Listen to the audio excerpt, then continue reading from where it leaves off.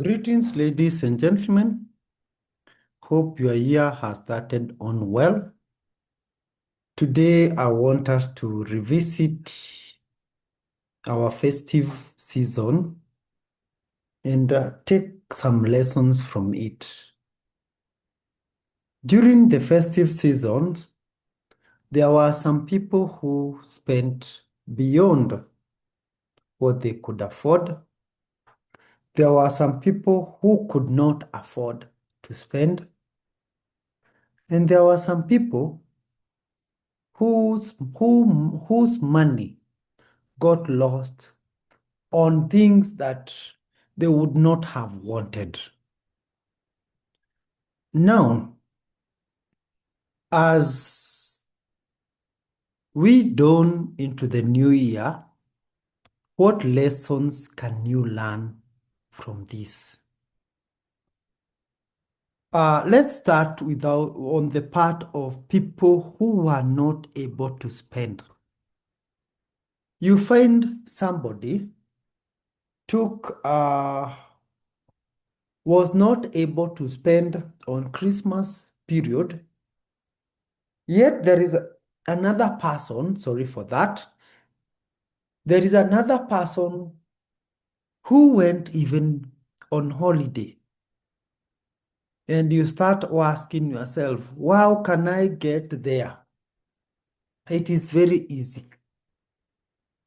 If you want to spend, let's say, over the Christmas period, for instance, I'm just using this for ease of simplicity, you want to spend 6,000 shillings.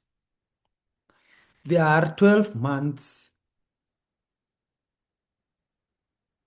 in a year. You only need to save 500, it will come to 6,000. If you want to spend 12,000, you need to save 1,000 shillings every month. 1,000 shillings every month means around 33 shillings every day. And you will be able to have a Christmas spending of 12,000 without struggling. So for the same case, that person who wants to go on holiday and spend 120,000 shillings, you need to save 10,000 shillings every month. You need to save 333 shillings every day for a business person who may not be having a payslip. So this concept is something that we should even embrace on our other day-to-day operations. Take, for instance, next week is when schools are opening and school fees will be needed. There is somebody who doesn't have that money to pay school fees. And mobile apps, Mshwari, Fuliza, Equity app, KCB app, they are waiting to give and even to make a kill. Even some society apps, they are waiting to make a kill from that. And does this have to happen? It is something that you can avoid. For January school fees, I don't want to discuss much about that because that is already water under the bridge. There is nothing you can do about it if you did not plan. But school fees will be paid come May.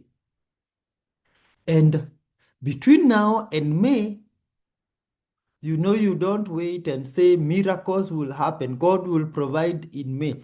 I am not saying that God does not provide. But as He provides, you must also play your part. So if you need to pay, you have two children in school, that May you need to pay their school fees worth 20,000. I'm using 20,000 just as a simple case. You have 4 months to plan. You have January, February, March, and April. Set aside 5,000 shillings every month, and come May, you will not have some challenges in paying that school fees. For that business person, you will start telling me that I'm only dealing with people with pay slips. Even that person with a business will be needed to set aside around 167 shillings every day. And school fees for May is sorted. If you don't have discipline, you can keep this money in places you cannot be able to access it. Take, for example, you can decide to be keeping this money in your society account. You can be keeping this money in a locked saving. Even ZD has some locked savings and so on. Just ensure that you are able to save money to take care of your May school fees or your December 2026 holiday. Don't just be seeing people go to South Africa, to Malaysia, to Mara, to Mombasa, to Malindi, to Diani, and then you start wondering, how is it that this person is earning the same money like me? He can be able to do this, I can't be able to do this. From where I come from, people with money that would not be explained, they would say this has joined Masonic. I came to learn Masonic then is now Freemasonry. Uh, so that is the first aspect I wanted to look at. The second aspect I wanted to look at is there are some people who will find themselves in these festivities, they have overspent. How do you deal with this overspending? I want to have this in the next video so that you can comprehensively digest this.